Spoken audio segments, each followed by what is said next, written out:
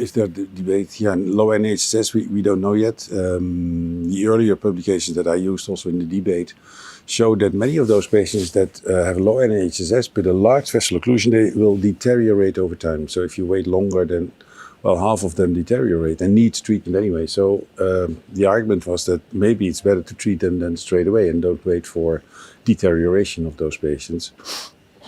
But also for that, the literature, the evidence is very slim. And I think therefore it's a good debate. I had to defend the position that you treat, but we don't always do it. But we have several cases where we saw that when you don't treat, then a few hours later you are called again and the patient has deteriorated and you have to treat as well. So I still think that in most of those patients, really if it's a large vessel occlusion, so not a distal occlusion, and you have a low NIHSS, there's good reason to treat those patients. Yes, that was the debate. But well, the verdict is not there yet. We don't have we don't have the evidence, in fact.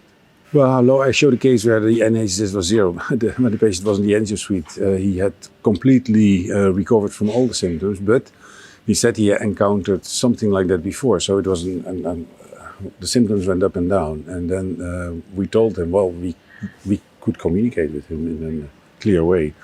And he agreed that we treated him. And while we were treating him, he deteriorated.